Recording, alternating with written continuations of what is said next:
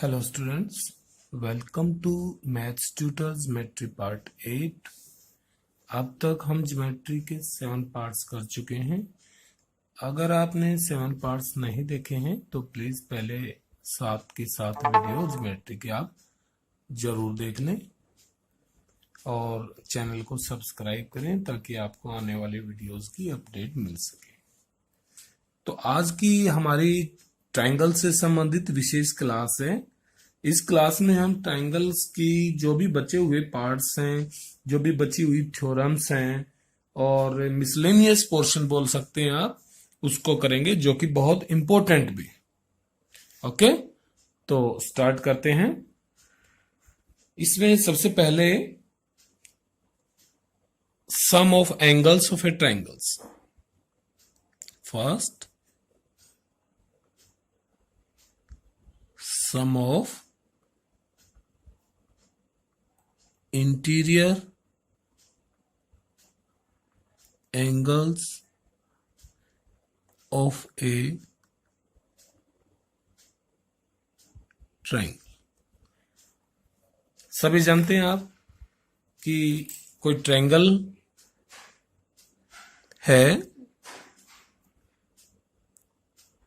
Late ABC, तो इसके interior angles कौन कौन से हैं? एंगल A, एंगल B और एंगल C। तो इन तीनों का sum means angle A plus angle B plus angle C equal to 180 degree. Okay, अब 180 कैसे होता है, इसको आप एक छोटी सी एक्टिविटी से समझ सकते हैं कि आप एक स्ट्रेट लाइन लें और इस स्ट्रेट लाइन पर एक पॉइंट मान लीजिए O। अब जैसा कि आप जानते हैं कि स्ट्रेट लाइन जो है ये 180 डिग्री का एंगल होती है। अब एंगल A की जो मेजरमेंट है उसको आप प्रोटेक्टर से D से नाप सकते हैं, या फिर दूसरा तरीका यह है कि इस पोर्शन को यहां से कट कर ले। तो कट करने के बाद जो ये एंगल आया A, इसको ऐसे रोटेट करके एक साइड इसके ऊपर लगा दें और दूसरी तरफ यहां। तो ये जो पोर्शन आ गया ये आपका एंगल A का पोर्शन है। ठीक है, अब दूसरे एंगल को भी ऐसे ही ले लें, इसको यहां से कट कर लें, कागज पे ले सकते हैं आप। और जो ये सेकंड पोर्शन आया है इसकी एक साइड को एंगल की इसके साथ लगाएं और दूसरी साइड को ऐसे करें, तो ये एंगल P आएगा। थर्ड जो एंगल बच गया इसको भी अगर कागज की शीट पे आपने लिया है तो इसको कट करके और एक इसके एंगल की साइड को एंगल B की कॉमन साइड से के ऊपर रखें, तो क्या आप जो बचा हुआ भाग है वो एंगल C प्राप्त करेंगे। आप इस एक्टिविटी को करेंगे तो आपको पता चल जाएगा कि angle A plus angle B plus angle C equal to this straight line angle equal to 1 straight line angle.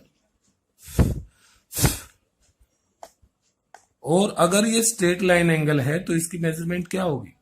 Equal to 180। तो ये तो हो गया हमारा sum of interior angles of a triangle 180 degree. सबको पता भी था आपको, कोई दिक्कत नहीं, लेकिन बताना बहुत जरूरी है ताकि हमारा कोई भी टॉपिक, कोई भी पॉइंट छूट न जाए। सेकेंडली वी हैव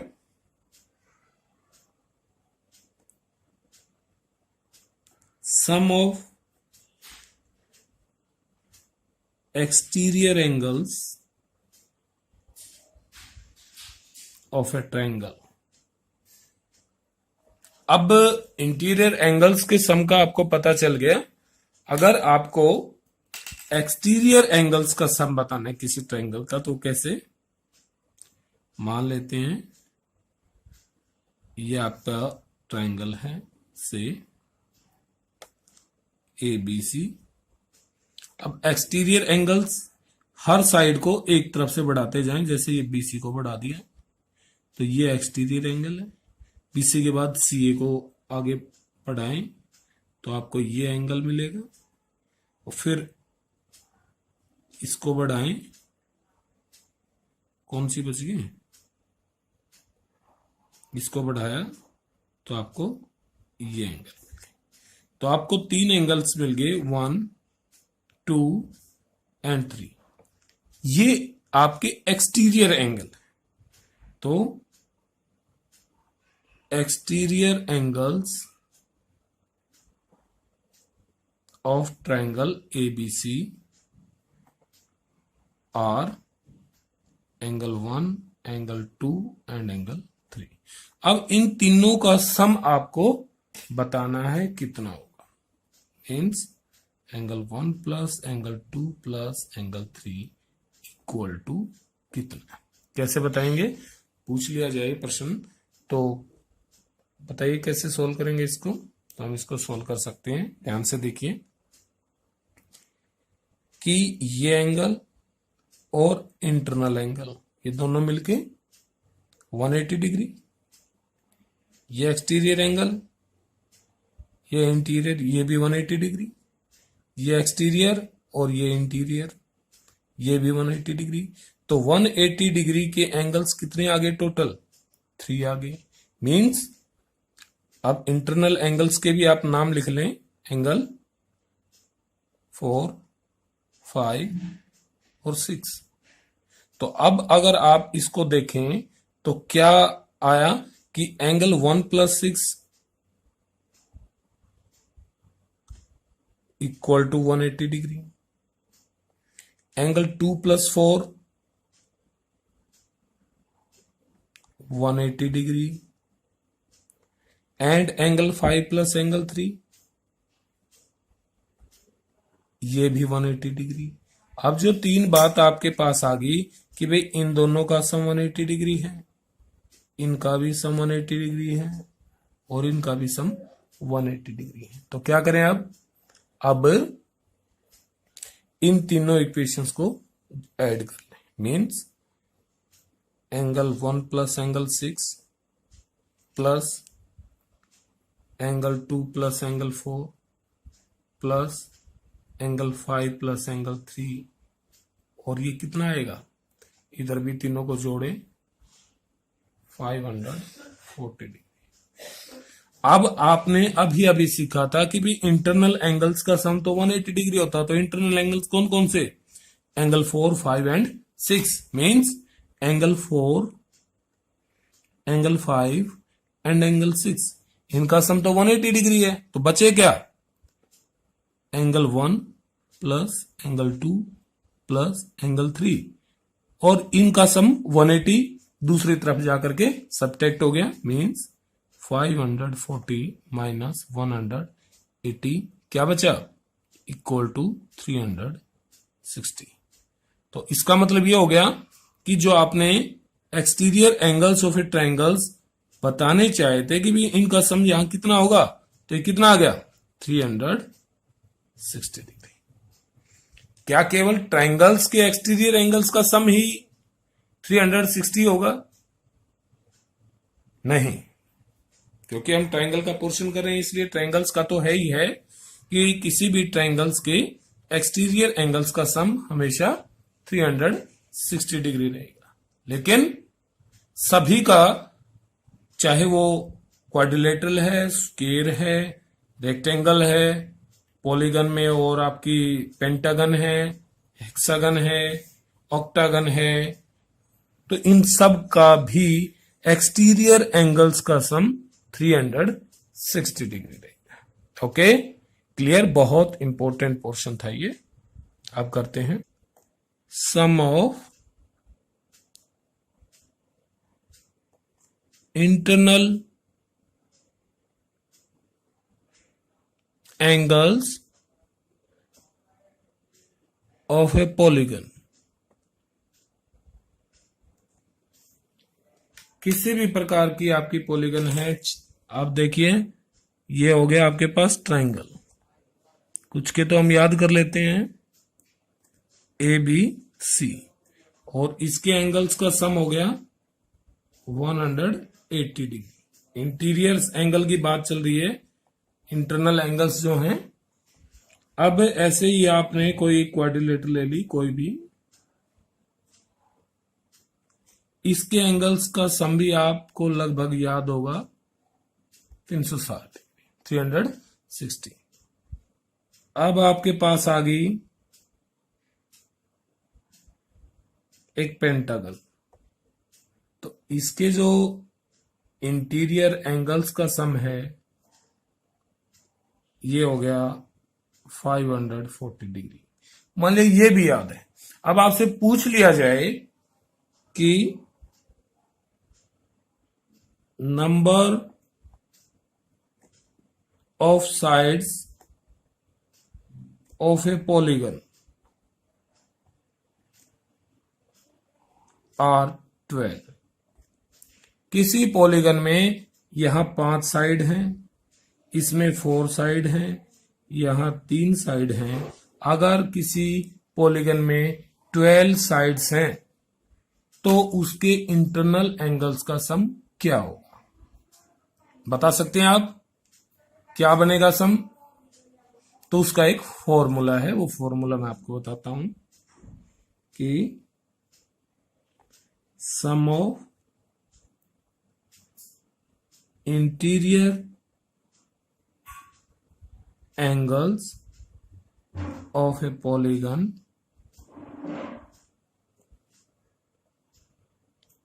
whose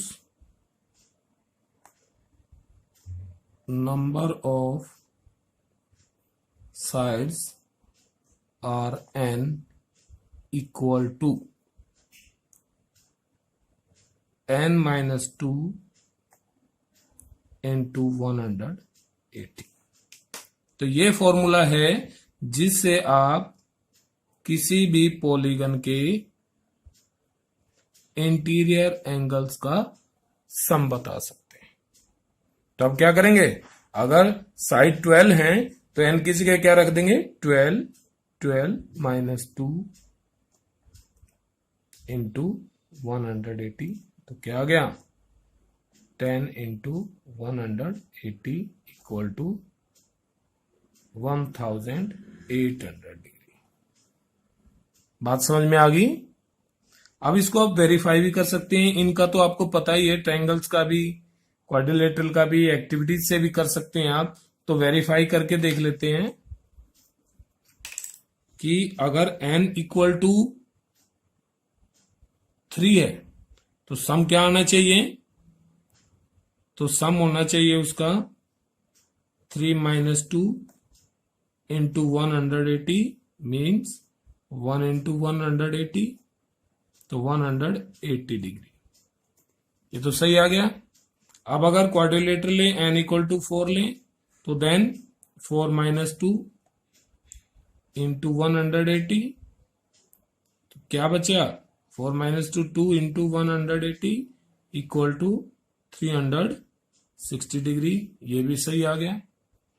अब अगर n की वैल्यू आप 5 लेते हैं कि नंबर ऑफ साइड्स किसी पॉलीगन में 5 है, तो सम क्या बनेगा, n की जगह 5 रखिए, 5 माइनस 2 इंटू 180, क्या प्राप्त किया आपने, 3 इंटू 180, तो वी गेट 540 डिग्री। ये तो सारे ही सही आ गए हैं। तो अब अगर आपको फॉर्मूला याद है और आपसे क्वेश्चन पूछ लिया जाता है कुछ भी कि भाई बता दीजिए कि किसी पॉलीगन्स की इंटरनल एंगल्स का सम क्या है, जबकि उसमें साइड 12 है, उसमें साइड 15 है, उसमें साइड 20 गिवन है, तो आप इस फॉर्मूले का प्रयोग करके उसके इंटरनल एंगल्स का सम बता सकते हैं। ओके। अब है exterior angle of a triangle. मान लेते हैं कि ये ट्रायंगल ABC गिवन है आपको। ये हमारा है एक्सटीरियर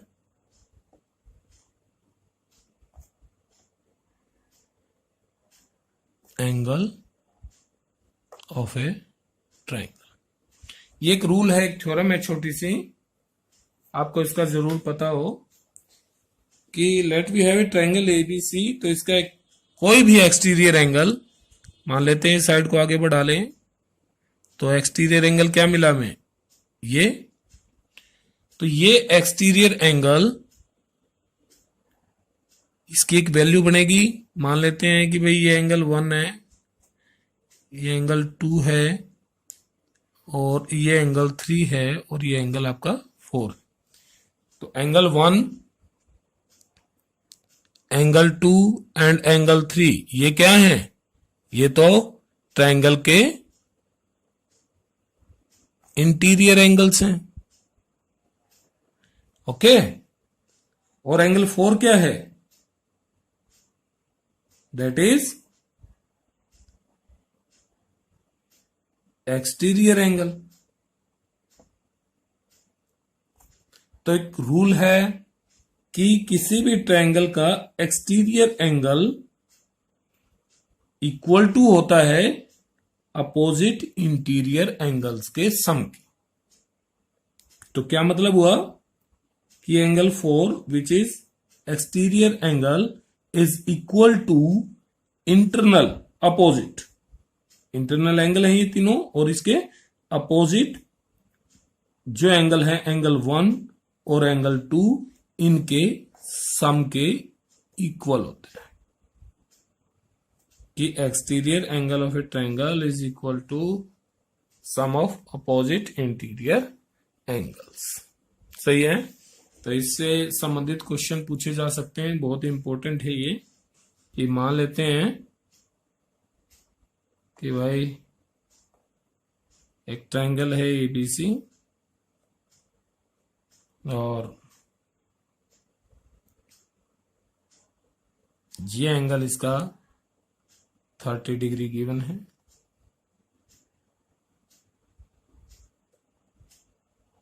यहां x डिग्री मान लीजिए। तो कुछ भी पूछ सकता है, कैसे कि भाई एंगल a प्लस बी बताइए कितना होगा, दोनों एंगल्स का सम कितना बनेगा। सिंपल, 2-3 तरीके हैं। x की वैल्यू बताइए कितनी बनेगी। अब x की वैल्यू, स्ट्रेट लाइन एंगल है, तो x प्लस 30 कितना हुआ, 180 डिग्री। तो x की वैल्यू क्या आई, 150। अब x आ गया 150 का, तो आपको पता है कि भाई ये x इन दोनों के सम के इक्वल है, यानी कि x की वैल्यू 150, तो भैया a प्लस बी का सम क्या आया, ये भी 150। इंटीरियर एंगल्स ऑफ ट्रायंगल की भी आप प्रॉपर्टी लगा सकते हैं कि angle A plus angle B plus angle C which is equal to 30 degree equal to 180 degree. तो यहां से भी angle A plus B equal to 150 degree आएगा। ठीक है। तो आपको exterior angle of a triangle की जो प्रॉपर्टी थी वो आपको पता चल गई। अब है 2 इंपॉर्टेंट थ्योरम्स हैं छोटी छोटी। फर्स्ट है इंटीरियर एंगल बाइसेक्टर थ्योरम। ये थ्योरम क्या कहती है कि भाई एक ट्रायंगल में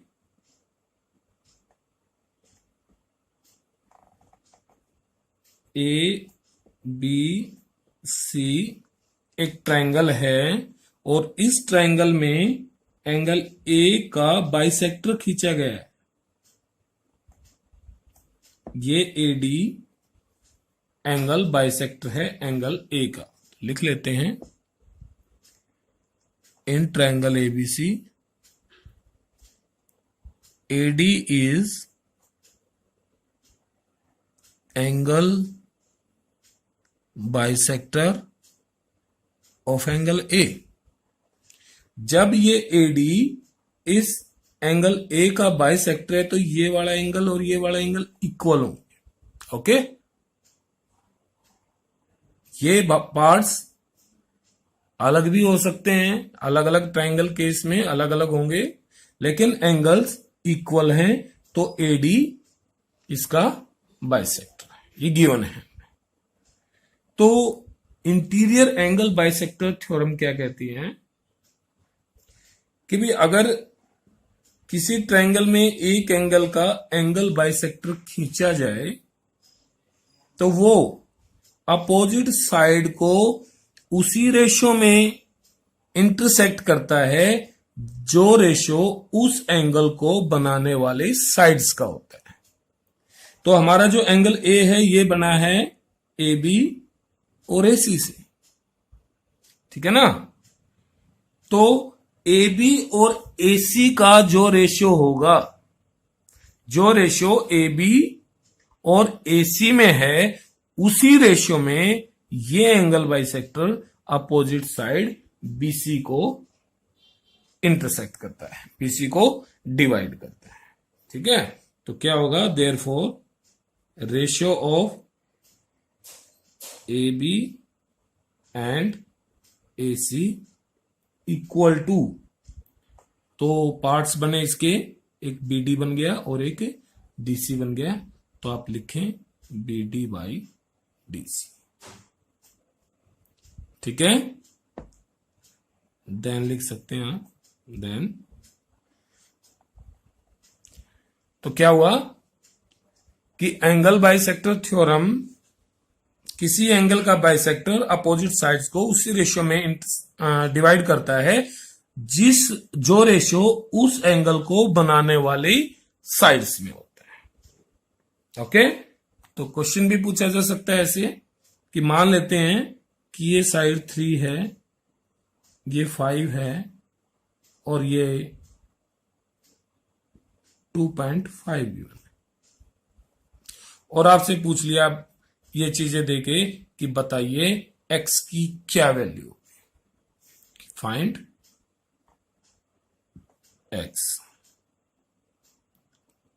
बताइए। अब अगर आपको पता है, आपने पढ़ा है इंटीरियर एंगल बाइसेक्टर थ्योरम, तो आप इसको आसानी से निकाल सकते हैं। A B by A C, A B by A C 3/5 equal to 2.5 by x। तो x की वैल्यू क्या बन गई, x equal to 2.5 into 5/3 which is equal to 5 से मल्टीप्लाई कर लीजिए इसको, 12.5/3, जो भी इसकी यूनिट है आप इसको डिवाइड भी कर सकते हैं, सेंटीमीटर है तो सेंटीमीटर। ओके, तो अगर आपको इंटीरियर एंगल बाइसेक्टर थ्योरम्स का पता है तो उससे संबंधित जो क्वेश्चन पूछे जाएंगे आप उनको आसानी से सोल्व कर पाओगे। सेम इसी में एक है हमारी exterior angle bisector theorem. Exterior angle bisector theorem. इस थ्योरम में क्या है कि एंगल जो होगा वो आपका एक्सटीरियर होगा। मान लेते हैं ट्रायंगल कोई भी ले लें आप, कि ट्रायंगल है ए बी सी, और इस ट्रायंगल का एक्सटीरियर एंगल आपने इसको बढ़ा लिया और एक्सटीरियर एंगल बन गया ये। अब इस एंगल का आपने बाइसेक्टर खींचा है, तो बाइसेक्टर बाहर जाएगा ये, तो इस साइड को भी आप बढ़ा लीजिए, ये दोनों जहां मीट करेंगे यहां तक। तो बात वही है, ये एक्सटीरियर एंगल सी का बाइसेक्टर CD मान लीजिए इसे। ये CD एंगल को बनाने वाली साइड्स कौन सी बनी? एक BC, क्योंकि ये प्रोड्यूस करेंगे तो ये BC है, और एक AC। तो इन दोनों का जो रेशियो है means DC by AC equal to, वो किसके इक्वल होगा? सामने वाली साइड जो है, अपोजिट साइड जो है वो AB को एक्सटर्नली डिवाइड करता है ये CD, ठीक है। तो एक्सटर्नली डिवाइड करता है, तो क्या क्या पार्ट बने एक्सटर्नली इसके? एक तो फुल BD और एक AD। BD तो पूरी की पूरी साइड होगी, और एक पार्ट AD, ठीक है। यानी कि जैसे हमने D पॉइंट आया था यहां इंटीरियर वाली प्रॉपर्टी में, तो इस D पॉइंट से ट्रायंगल के दोनों पॉइंट पर पहुंचना है, यानी कि BD जो लिखा था और DC। तो यहां भी इस D पॉइंट से ट्रायंगल के दोनों पॉइंट्स पर पहुंचना है, D से A तक का पार्ट और D से B तक का पार्ट, ठीक है। तो BC by AC equal to BD by AD। Okay, तो दोनों प्रॉपर्टीज सेम, इसमें भी उसी तरह से कोई भी पार्ट्स पूछा जा सकता है, तो आपको अगर प्रॉपर्टी याद है तो आप अच्छे से बता पाएंगे, ठीक है। अब एक वेरी इंपॉर्टेंट पार्ट है एवलर लाइंस।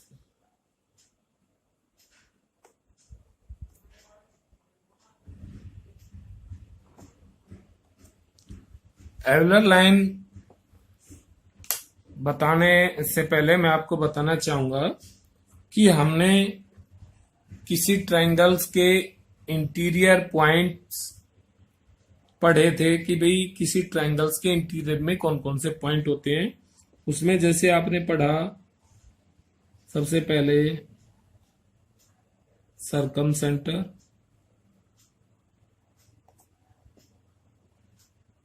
फिर पढ़ा सेंटरोइड,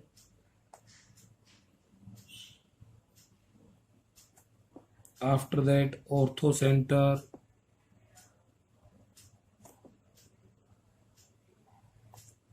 और उसके बाद पढ़ा आपने इन सेंटर।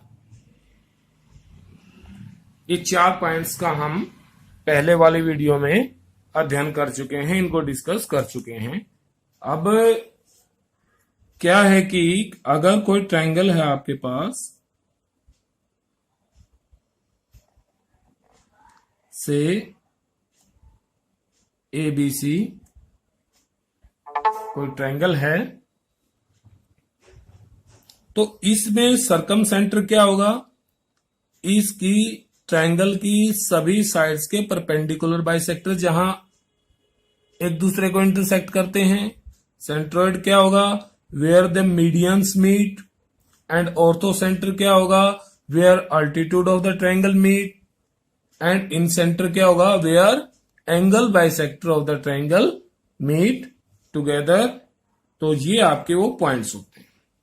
अब क्या होता है कई बार कि भाई सरकम सेंटर मान लेते हैं, यहां आ गया इसका,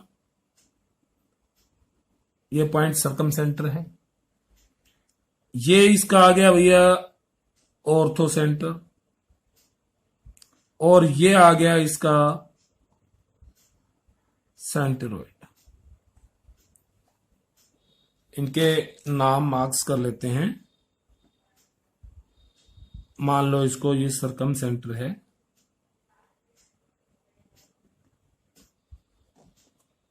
ये नंबर 2 पे जो है इसको आप सेंट्रोइड मान लीजिए, और नंबर 3 पर जो है ये इसको आप ऑर्थो सेंटर मान लें। अब मानने वाली बात इसलिए कही जा रही है कि भाई आप इसके एक्चुअल में जब आप ड्रॉ करोगे विद कंपास एंड स्केल, तो आपको पता चलेगा कि भाई ये तीनों पॉइंट्स किस प्रकार से आपको मिले, ठीक है। और लास्ट में जाके आप ऑब्जर्व करोगे कि ये तीनों पॉइंट्स तो circumcentre, orthocentre and centroid, तो कुछ ऐसा लग रहा है कि जैसे एक ही लाइन पर आ गए हों। तो आप इस लाइन को, इन पॉइंट्स को उस लाइन पर बढ़ा दीजिए। तो where the circumcentre, orthocentre and centroid of a triangle lie is called Euler line. इसी को आप एल्यूअर लाइन कहते हैं। ठीक है, तो आपसे क्वेश्चन पूछा जा सकता है कि क्या इन सेंटर एल्यूअर लाइन पर लाई करता है? ये इस पर लाई नहीं करता, बाकी ये तीनों लाई करते हैं। ठीक है, क्वेश्चन ये भी पूछा जा सकता है कि भाई एल्यूअर लाइन पर कौन जो है कौन लाई करेगा, और नीचे आपको ऑप्शन गिवन है circumcentre, centroid, orthocentre, none of all या ऑल ऑफ देम, इस तरह से। तो जब आपको पता होगा कि भाई एल्यूअर लाइन पर कौन कौन से पॉइंट्स आते हैं, तो आप इसका आंसर आराम से दे सकते हैं। ठीक है, अब थोड़ा सा मैं इसको इतिहास के बारे में बताऊं तो 18th सेंचुरी में और एक स्विस मैथमेटिशियन थे, उनका नाम था लियोनहार्ड एल्बर। लियोनहार्ड एल्बर। तो उन्होंने फर्स्ट टाइम 18th सेंचुरी में पाया कि भाई ये तो मुझे लग रहा है कि एक ही स्ट्रेट लाइन पर हैं, कोलिनियर लग रहे हैं। फिर उन्होंने काफी प्रयोग किया, काफी रिसर्च की, और उसके बाद अपना रिजल्ट दे दिया कि centroid, circumcentre and orthocentre of a triangle are collinear, means lies on the same straight line. तो तभी से इस स्ट्रेट लाइन को एल्यूअर लाइन कहा जाने लगा। ठीक है, ओके।